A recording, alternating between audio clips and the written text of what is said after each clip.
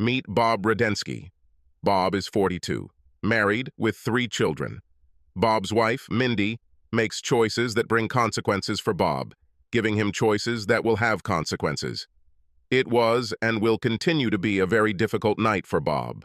The rain was pouring down in buckets, and Bob's windshield wipers were working at full power, but they were not very effective. The winds driving the rain pushed Bob's car, causing it to slide along the road. The radio simply filled the hours of driving with noise. Bob could almost hear it through the growing anger of the storm if he tried. The storm was taking its toll on the power lines. Sparks lit up the road as Bob drove around downed wires, uprooted trees, and trash cans blown away by the wind. He clutched the steering wheel, turning pale in his hands. Outside, the wind howled. Sheets of metal roofing flew past. They posed an immediate threat. The wipers continued to beat a rhythm without noticeable effect. Bob finally turned onto his dark street and pulled up to his driveway. There was a red sports car parked in his driveway. Bob braked suddenly, almost crashing into her. Bob is now home, but that hasn't stopped him from having a high-stress, adrenaline-filled day and night. Bob had been on his feet for over 15 hours. He long ago found his second, third, and fourth wind. He was so electrified that he was shaking.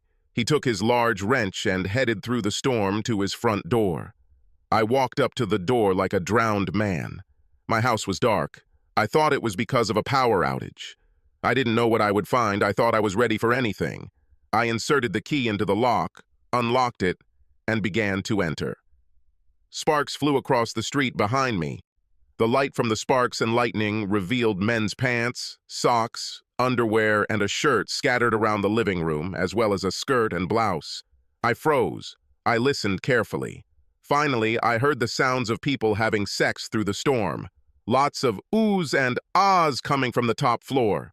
I retreated, closing the front door. I was broken.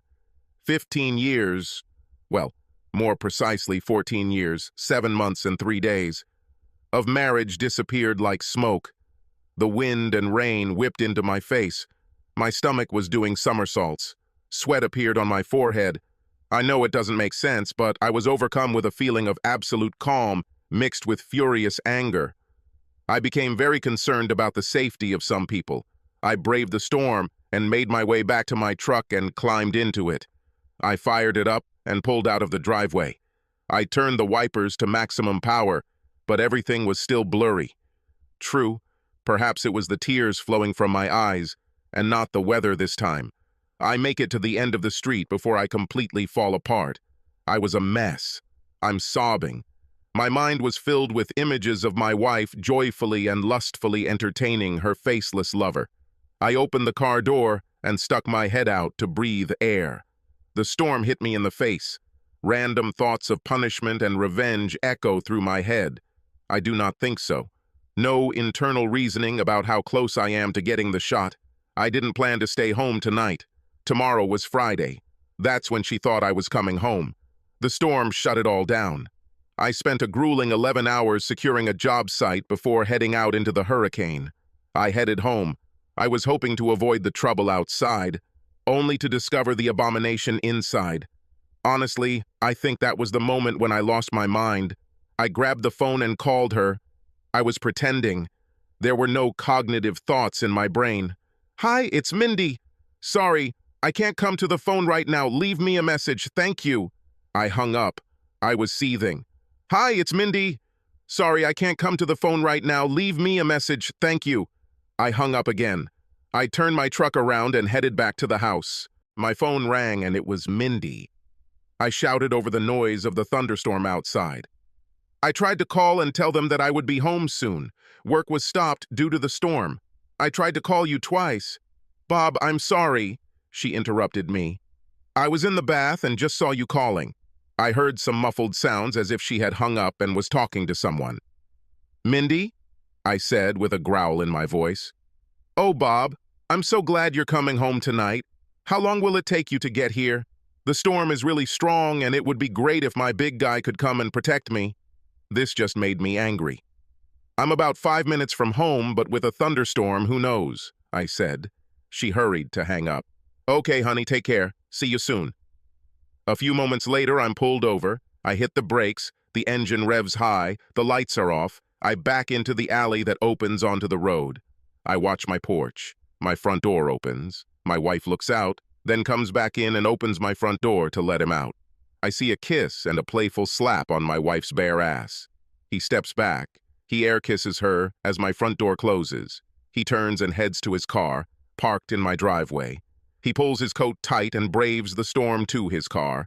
While the storm raged, I waited for him to close the car door. Stepping away from the brake, I stepped on the gas, kicking tails of gravel behind me. Arcs of electrical sparks from dancing power lines and lightning made my goal clear as day. As the storm raged, I waited for him to close the car door. My foot off the brake, I slammed on the gas, sending streams of gravel flying behind me. Arcs of sparks from dancing power lines and lightning illuminated my target like daylight. My truck had a significant amount of weight with all my tools inside. As I cut across the street and pulled up to my driveway, my foot was stuck to the floor. I even shouted, "Bam, speed!" I slammed a red sports car into the garage door. It was in the air when it hit my wife's SUV, which still has 7 damn years to pay off. The front of the small red sports car was crumpled. Her backside crumpled inward. Think about an accordion. She bounced back to me and my truck got a second chance. When everything stopped moving, I assessed the damage. The impact was strong enough that even the side airbags deployed. Cool. I turned on the high beams. The little red sports car got smaller. The fastening areas have been fully utilized. I could see his head. He didn't move. Crap. I killed him. Crap. I sat in my truck, collecting my thoughts. I noticed that I was not hurt, but I was filled with rage equal to the storm. She was in a panic. Her hot, rich lover was enjoying her hysterics because her husband was just moments away from home. In fact, he was laughing at her. He asked what she expected, having sex with him in her husband's bed. He thought it was funny. She had to promise him a lot. Finally, she almost managed to drive him out of the house. She opened the front door a crack, stuck her head out, and looked around the street. No sign of Bob's truck. She breathed a sigh of relief when she finally shooed him out the door. She ran upstairs to take off the bedding. She hadn't even made it to the bedroom before the whole house shook. The noise made less of an impression on her. Her first thought was that a big old elm tree had fallen on the house. She ran downstairs. Through the living room window, she saw that the old elm tree was still standing, fighting the storm. Bob sat in his truck, looking at the destruction that was his garage. Its high beam illuminated the damage in full relief. Bob grabbed his large flashlight and climbed out of the truck. He looked around the front of his truck. He was impressed. He looked on the move. He then walked towards the crushed red sports car. Bob reached through the broken driver's window. The guy came to his senses. This answered that question. Bob grabbed the guy's head and started slamming his face into the steering wheel. Bob's wife's scream caught his attention. Bob pulled himself out of the red sports car and saw his wife standing naked in the kitchen doorway, screaming. Her hair was a mess. She got to the kitchen and opened the door to the garage. The truck's headlights blinded her. At first, all she saw was her wrecked car. It made her scream. She then noticed a wrecked red sports car. Then an ominous dark figure highlighted by the headlights. Lightning exploded, splitting the old elm tree in front of the house. A long flash of lightning revealed a dark figure as her husband. The pitch of Mindy's scream increased. She fainted. The fury of the storm intensified. The picnic bench flew into the air, spinning and rolling as it made its way down the street. A 204 board flying through the air punched a hole in the garage wall. The howl of the wind became deafening. Bob watched his wife fall. The crushed sports car swallowed the ass. It would take the pliers of life to open this tin, Bob thought. Bob headed towards the door. He needed to close it. As angry as he was, breaking through the storm was high on his list of tasks. The breach, which was a garage door, breached the shell of the house. With this breach, the storm will begin to tear the house apart. Bob was in damage control mode.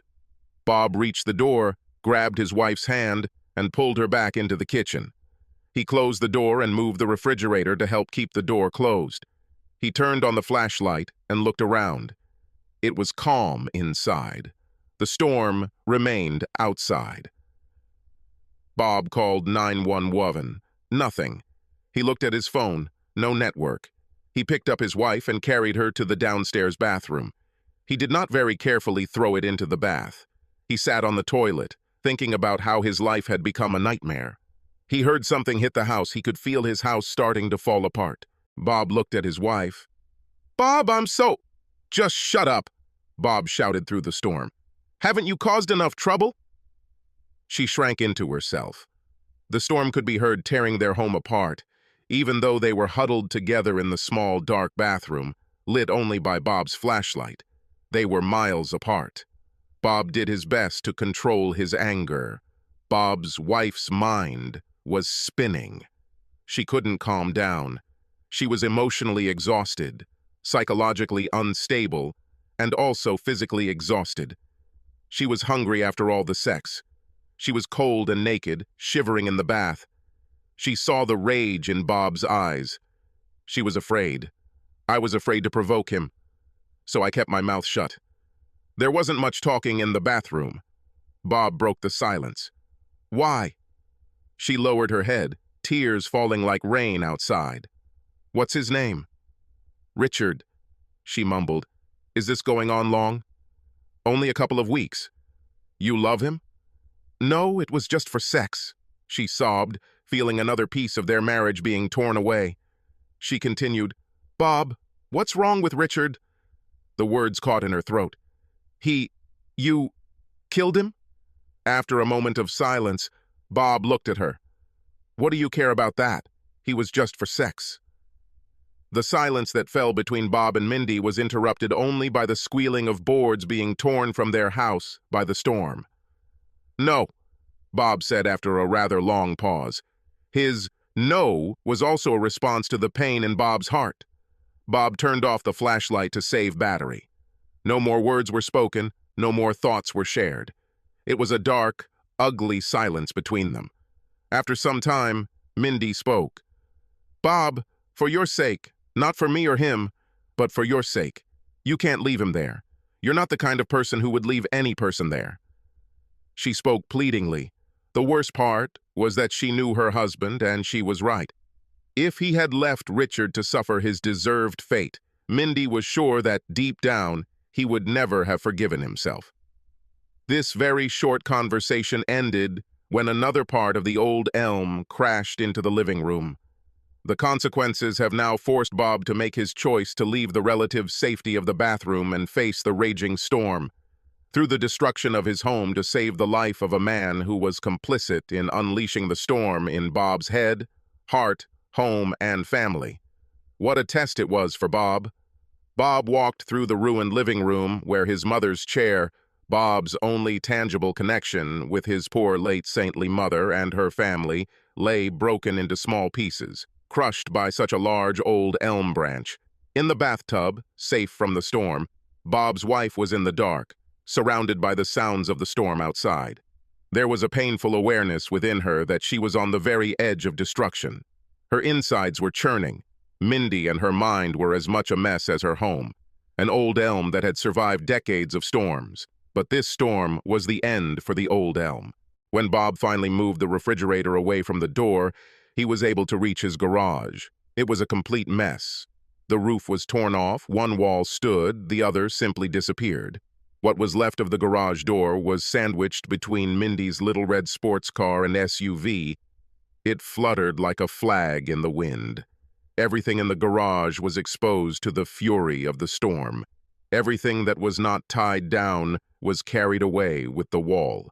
His truck, rocking and rolling, still held all the cars in place. His wife's SUV was pinned against the back wall. The red sports car was still hanging on. The front bumper of Bob's truck was holding the back of the little red sports car down. Bob looked into the sports car. The guy didn't look very good. He was as pale as a sheet. The wind picked up strength and attacked again. The wind picked up the small sports car, lifting it up and down, throwing it everywhere, pushing its passenger into everything. His head nodded like a doll's. Bob tried to open both doors. They didn't give in. Bob headed to his truck for better tools than just his hands. He grabbed his miner's lamp helmet, utility knife, hammer, and 5-foot breaker and walked back to the sports car. He ended up having to break the windshield. He then cut Richard out of the seatbelt and pulled him through the windshield, through what was left of the hood, then threw him to the floor. Bob dragged him back through the kitchen, ignoring the closed door, through the old elm tree in the living room and back into the cramped bathroom where he dropped Richard on the floor. He looked at his wife. "Satisfied now?" Bob, sitting on his toilet, looked at his watch. He had just arrived home a little over an hour ago. It seemed like a lifetime ago. Sometime around 4 a.m., they felt the worst of the storm had passed. Richard woke up. It seemed to Bob that he wouldn't shut up. Richard really was a fool. Richard went overboard when he told Bob in detail what a slut his wife was. He took pleasure in twisting the knife in the wound. That was always the best part of dealing with wives, destroying the husband. Richard enjoyed it all.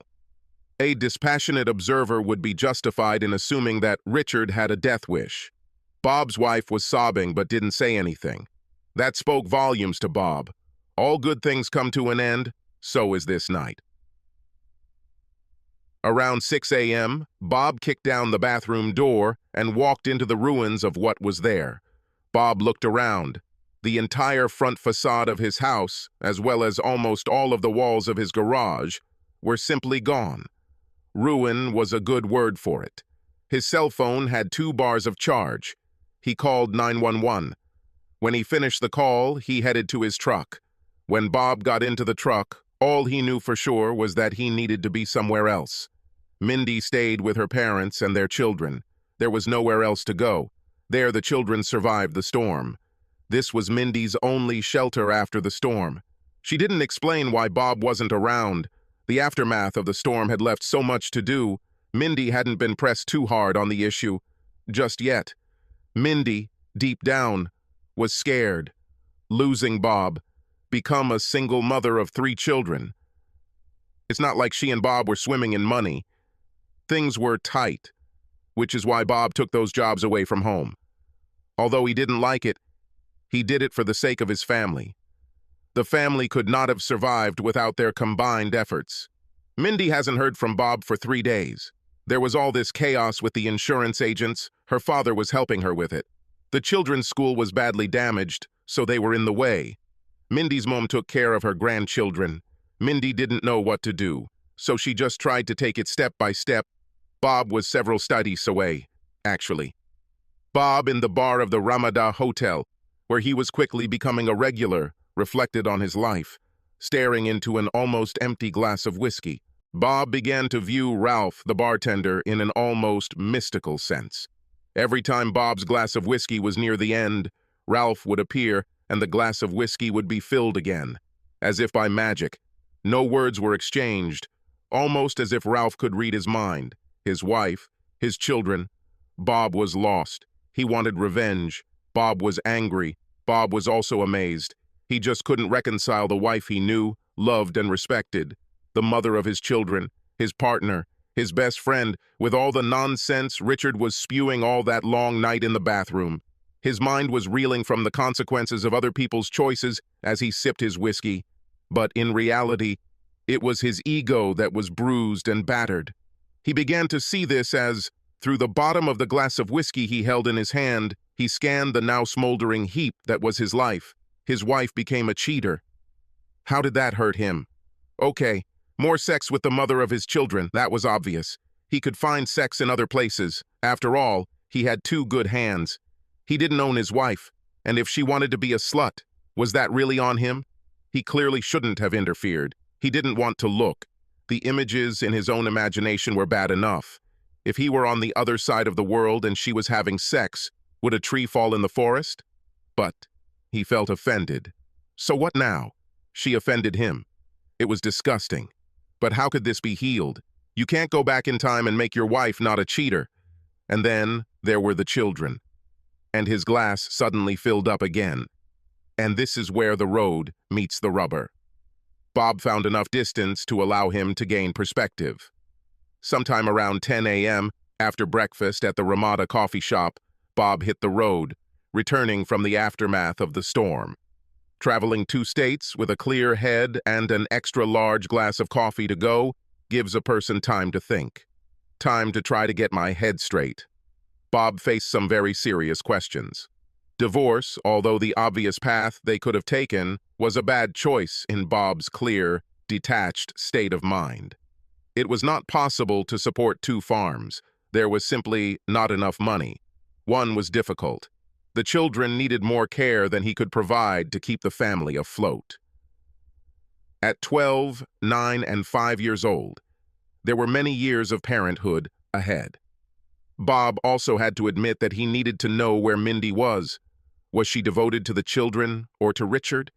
He couldn't see it as anything other than making one choice or another for her. If she chose children, what does that mean? And who the hell is Richard? The man was a massive jerk. He needed to figure it out. It was already late when Bob drove up to his wife's relatives. He believed that was where Mindy hid the children the night of the hurricane. He didn't call ahead. He'll use the surprise to wrest some more truth out again. The last hour or so of Bob's trip showed the complete devastation of the hurricane. Several roads are still blocked. Bob had to spend time going back. Arriving at his wife's relatives, he saw that their house looked pretty good, possibly roof repairs. He parked his truck, walked up the porch steps, crossed the porch, and opened the door, just like he had done for years. He entered the living room, and there was pandemonium. Children were all around Bob. The hugs began.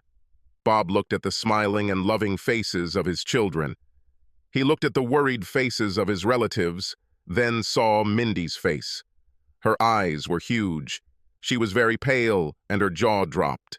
They looked at each other, Mindy sobbing, breaking eye contact, and heading to the bedroom. It took a while for things to calm down. Bob looked around.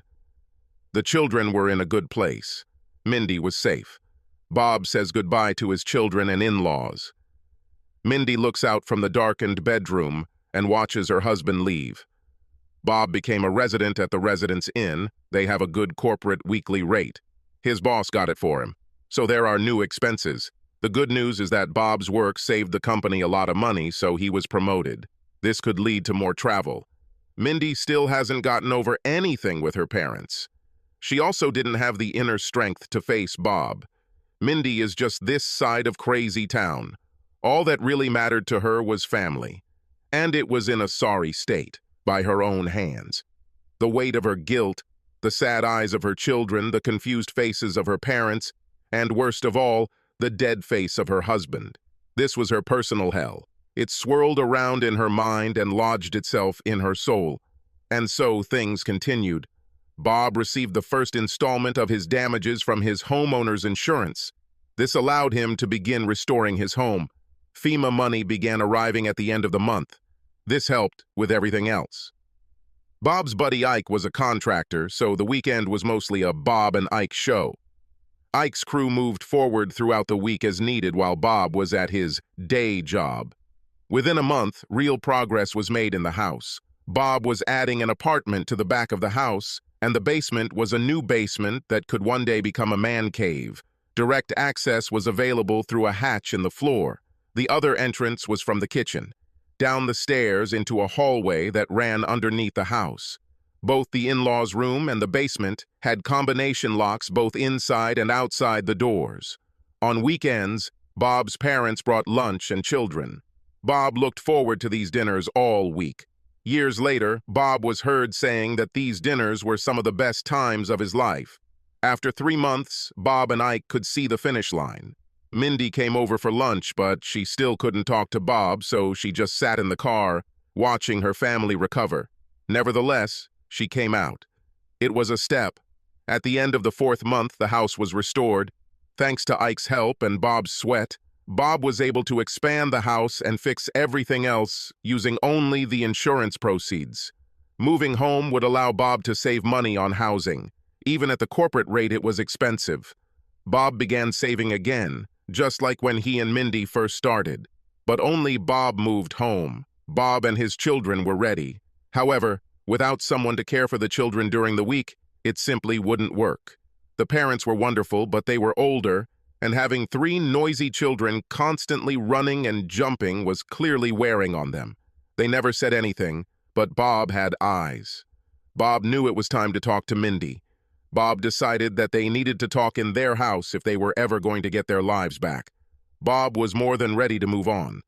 Bob talked to his in-laws. They acted as go-betweens since Mindy hadn't spoken to Bob in months. The time, place, and other details were agreed upon. It was Saturday. Bob had been living in the restored house for 2 weeks. Mindy drove her parents' car to the house. She parked on the street. She couldn't bring herself to pull into the driveway. She packed lunch in a picnic basket.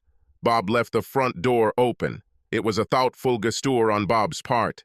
Mindy brought the friyad chicken and all the trimmings. This was Bob's favorite dish. She even brought cherry pea. They had unsweetened tea, just the way Bob liked it. Mindy was dressed nicely, conservatively.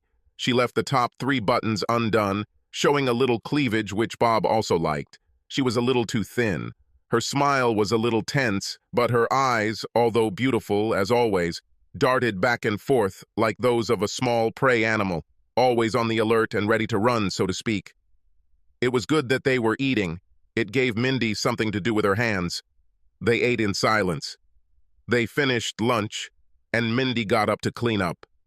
It's time to cross the Rubicon. Bob reached out and grabbed Mindy's wrist. "Leave it. It's time for us to talk," Bob said softly. Mindy sat back down in her folding chair by the filing table. "Mindy, let me start. If you don't agree with anything I say, just let me know. You don't have to explain why you don't agree. I just want to see if we can agree on something, okay?" Mindy didn't know what this day would mean for her. She was on edge. She didn't sleep all night. She just couldn't say a word, so she nodded. Bob and Mindy looked into each other's eyes. They each had questions that neither of them wanted to answer. Bob took a deep breath and began. "Mindy, the most important thing to me is our family. The children are what I care about first." Bob looked at Mindy. She simply nodded. Bob took this as agreement. "You know, like me, things have been tight money-wise for quite some time. The only way we kept afloat was the extra money I made from these damn jobs away from home. The storm didn't help." Bob did pause. Mindy nodded. "With you taking care of the kids and your part-time job, well, it helps, but not that much. You didn't even make enough to pay for your car, and if we had to pay someone for childcare..." Bob left the sentence unfinished. Mindy wasn't stupid. She knew what their situation was. "So for the kids, the least painful way is for us to stay together." Mindy couldn't believe Bob was talking about staying together. This was the answer she had prayed to God for. It took her a minute to answer. She jumped up and tried to hug her husband. More than anything, she longed for his hug so she could return home from this nightmare. Bob raised his hand like a police officer making a traffic stop. "Don't touch me." Mindy collapsed back into her chair. Bob continued, "Mindy, it is clear that you are not worthy of trust. Although I love you, my trust in you is gone. I don't know if I will ever recover from the pain you caused me." Bob allowed a little of his anger to come out. Mindy stumbled back in shock, her eyes getting even bigger. Tears started to fall down her face. But let's leave that aside for now.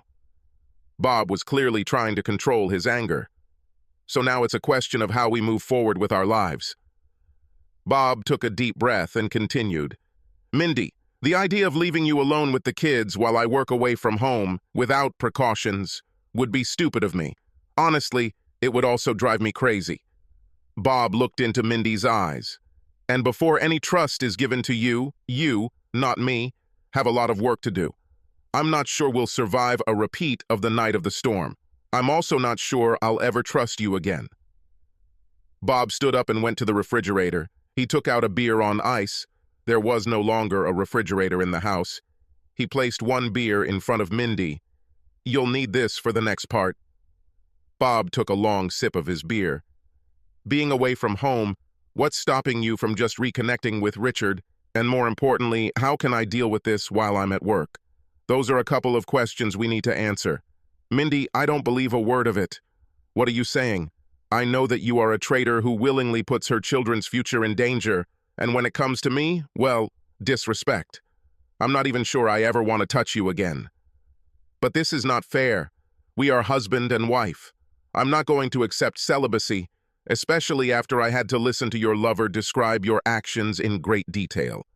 Honestly, I believe his version of events more than anything you can say. So, we need to help me overcome my disgust for you. So today, after you leave, I want you to write, in great detail, all the sexual acts you performed and all the promises you made to Richard. Don't miss anything. Don't worry about how it will affect me. Consider this your first tiny step toward restoring something between us. The full truth, the whole truth, without embellishment. And it must be true, because I'm going to test it. I expect this tomorrow morning. Leave this on the way to church with the kids. Mindy just smiled. So far, do you agree with everything I said? Mindy smiled. No, Mindy, you need to say it. Now. Yes, Bob, Mindy said in a quiet little girl voice. I cannot hear you. Yes, Bob. Mindy, I can't hear you. Yes, Bob, Mindy screamed, shocking even herself. Anything, please, Bob, anything, she continued. It was the most she had said to him since she had begged him to save her lover. Now go. Mindy left with tears in her eyes. Bob took another beer. The remaining half of the package was the next item on Bob's to-do list. The next morning, Mindy and the kids pulled up to the house. This time, she pulled up to the entrance. The kids were pretty happy to be home, and with both their parents, it wasn't lost on Mindy or Bob. Bob took Mindy's letter. Although they didn't really have any furniture, Bob decided it was time for his entire family to sleep under one roof. He told the kids after church to pack up and move home. It would be like camping, but at least they would be together. That night, after getting the kids settled in sleeping bags and air mattresses, Bob and Mindy had their sleeping bags without the air mattresses. There were no conversations. Mindy fell asleep crying. The next morning, everyone drank milk and cereal. The children were given money for a hot lunch and boarded the school bus. Bob took 2 weeks off from work. With his new position, they were paying him. They said, consider it a paid vacation. Bob had never had anything like this before. As soon as the children left, the parents arrived. They were there to help Mindy set up her house. They brought some of their old things to help Bob and Mindy. Bob left for a meeting soon after. It soon became clear that the real reason Mindy's parents were coming was that Mindy wasn't supposed to be alone. It turns out her parents didn't trust Mindy any less than Bob did. Bob decided he needed to learn more from Richard. In a move that turned out to be ingenious upon closer inspection, motivated by Bob's base instincts, he met Richard. Bob found this very educational. They met at Ika Sr.'s diner on the wrong side of town. Richard arrived with 2 huge thugs, a reasonable precaution given the circumstances. Richard didn't look any worse. True, his nose now deviated a little to the left, but the new dentures, Bob admitted, were good. It was as if Bob had never slammed Richard's face into the steering wheel. The thugs remained outside in their nondescript SUV. Richard arrived in a red Ferrari. The meeting was a little tense at first, but Richard's ego got the better of Bob if he didn't lose his cool. Bob played nice. He even offered us the first jug of beer. By the 3rd pitcher and about halfway through Mindy's letter, they were deep into male bonding. Bob listened and recorded on his phone. And Bob, he learned a lot from Richard. By the 4th pitcher, Richard was really starting to show off. How he chose a slut, what signs he looked for, his keen eye and innate sense of a woman's true needs, and how Richard could bend and shape them to suit his needs. After the 5th jug, Richard and Bob went their separate ways. Richard felt that he had found a friend. Bob felt like he had taken a bath in a damp sewer. Bob now knew that Mindy was being honest. Mostly. He gave her an A for effort. It must have hurt like hell to write this letter. Bob wondered what she left out or toned down. This confirmed several things about Mindy for Bob. That night, after putting the kids to bed, Bob took Mindy to the new parents' annex. The door was locked with a combination lock. Bob entered the code and let Mindy inside. The annex was already furnished with a huge four-post bed. There was a sitting area with a chair and footstool, a small coffee table with an iPad on it, a dressing room, and a large bathroom with a jacuzzi. Mindy was a little taken aback. "Mindy, this is where I'll sleep alone. There's a little white button on the wall in our old bedroom. If you press it, it'll send a signal here." Mindy nodded. She wasn't sure what to think. Where did Bob get the money? He then directed her to the iPad. He turned it on, tapped it a few times, and there they were on the iPad. Bob explained, again, that he didn't trust her. He explained how he had equipped the house with video cameras and sound. Everything was transmitted wirelessly to his iPad. Thus, whether at home or away, he could monitor what was happening. He was also able to receive broadcasts on his new iPhone. Mindy was shocked by the level of surveillance. It started to seem like she might not realize how much she had hurt Bob. He then sent her to bed with instructions to sound a signal when she woke up. After the kids left for school, Bob sat down with Mindy for another conversation. Bob's conversations these days were nothing Mindy wanted. "Mindy, according to your letter and your lover, you are completely slutty at your core. One of the things I've learned is that I need to see things as they are. You're a great mom. As far as I can tell, before Richard, you were a good wife and partner, so I saw you as I wanted to see you, the woman I married. Now I see you more clearly. I know you well enough to know that if you choose to suppress the libertine within you, it will come out in a terrible way, just like with Richard. So from now on, we will include slutty as part of your household duties. My room code is 6942. Like you, I have a button on the wall in my bedroom. When I want you, I will give you a signal." And so began Mindy's training. Bob started slow with Mindy. That night, he signaled her at 4 a.m. She arrived a few minutes later, sleepy and in her nightgown. Bob told her to never wear anything when she was in his room. She folded her nightgown and left it on the floor. Bob signaled to her all week, often several times a night. Bob was a strict teacher. It was Sunday morning, and Bob was going back to work that day. The father-in-law and mother-in-law picked up the children and took them to church. Bob and Mindy had several things to do. About an hour after the father-in-law and children left, Bob and Mindy, wearing a decent conservative housewife's dress with nothing underneath, arrived at the hole. Mindy started to get nervous. Bob didn't let it slow him down. Bob dragged Mindy to the piercing studio. Bob arranged everything in advance. The next week was crazy for both Bob and Mindy. Bob couldn't concentrate on his work. He checked his phone every few minutes like a teenage girl. His calls to her drove Mindy crazy.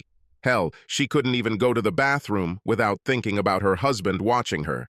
Bob spent the entire night reviewing the camera footage, making sure he hadn't missed anything. Of course, the next day, exhausted from lack of sleep, he was even worse at work. By Wednesday, his boss was fed up with Bob. He sent Bob home for the rest of the week and the next 2 weeks. He told Bob to collect his thoughts. He could hire just as good workers with much less hassle, but he liked Bob and felt for him. This was his third marriage, but either Bob will come to his senses or he shouldn't come back. This was definitely not paid time off. Mindy reflected on her situation. She loved Bob to death.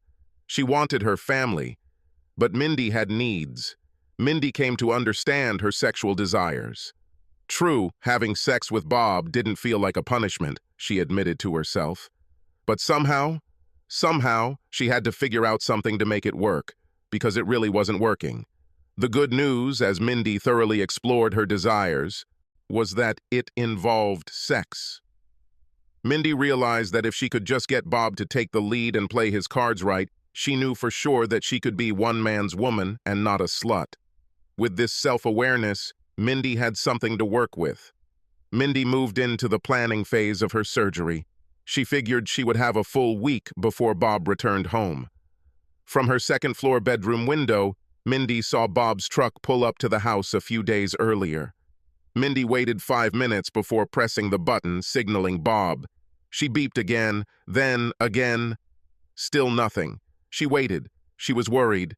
She was scared, but she decided to give her husband space. As she was getting into bed, he signaled to her. Mindy went downstairs and stood in front of Bob's door. Mindy folded her nightgown and placed it on the table next to the door to Bob's room. She punched in the code and opened the door. Bob was lying on the bed, curled up. His sobs tore Mindy's heart apart. Mindy rushed towards him, making soothing noises. It didn't work. Bob exploded like Krakatoa. They sent me home from work. This was a huge humiliation for Bob. Bob never failed at his job. Mindy sighed, hand to lips. She knew her husband. Why? Let me tell you, Mindy. Because I had to watch you. I can't trust you. I couldn't stop.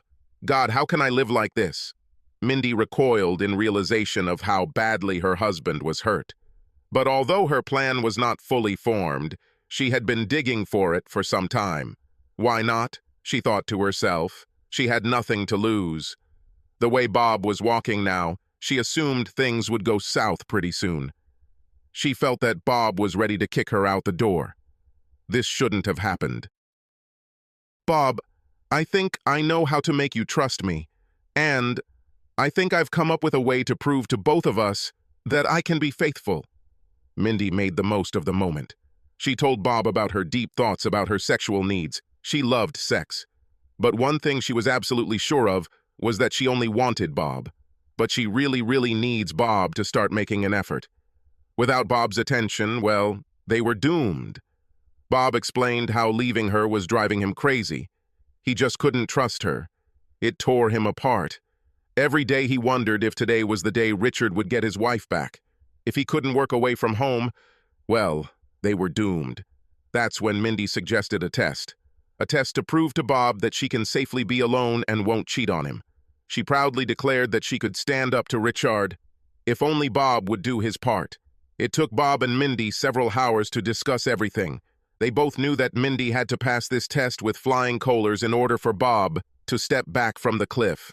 They also prepared for this using every possible precaution. Ultimately, Mindy's idea was so crazy that it might work. For Bob, this little test that Mindy came up with was dangerous. If she had failed, Bob would have neither Hollywood nor a happy ending. There were two huge problems. Firstly, who will be the tester? Secondly, in order for the test to be real, Mindy couldn't have Bob around. He couldn't use his surveillance systems for a whole week. He needed a clean break from watching Mindy. He had to do this, otherwise he wouldn't have a job. A whole work week. It was a long time to leave Mindy unattended. This really scared Bob because at this point, despite Mindy's good intentions, her involvement with Richard showed both Bob and Mindy that she could return to her past behavior at any moment. They talked until late in the evening.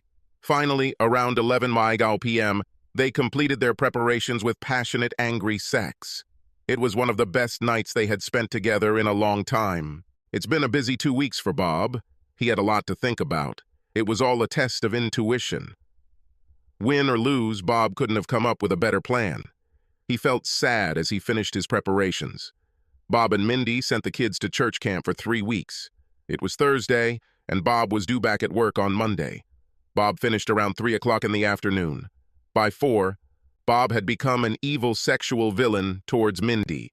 In addition to sleeping, eating, and going to the toilet, they had sex. It was early Friday evening. Mindy, of course, was home alone when the doorbell rang. Mindy was dressed like a housewife when she opened the front door. Richard stood there, very confident. Mindy pulled herself together. She gathered her inner strength. She slammed the door in Richard's face. She locked the front door and bolted it. She leaned against the door, thinking about Richard. He was a wizard in bed. Richard knocked on the front door for almost 20 minutes before walking around the house looking in the windows. When he walked up to the window of his son-in-law's new room and looked at it, a wide smile appeared on his face. He started knocking on the window. Mindy either ignored him or didn't know he was there. He tried to catch Mindy's eye, but when he looked into her eyes, they were glassy and did not express any reconciliation with him. It was Friday evening. Bob was returning home from work. It's been a tough week for Bob. He found Richard, bribed him, and fired him like a guided missile aimed straight at Mindy. According to the plan, He did not look at the CCTV footage on his phone. It was hard for Bob not to look, but since he didn't, he still had a job to do. He drove up to his house. It was dark. Bob had a bad feeling. He unlocked the front door and entered. He turned on the light. No Mindy. Bob was crushed. Deep down, he really hoped that Mindy would be home. This is not true, so she must have left with Richard. She chose him over Bob and the children. Bob resigned himself to the bitter task of telling his children that their mother was no more. It was as if the entire planet Earth lay on his shoulders. Tired, he headed to his bedroom. He could barely put one foot in front of the other. Mindy looked at Bob and said, "Oh, Bean, glory God, you're home." 3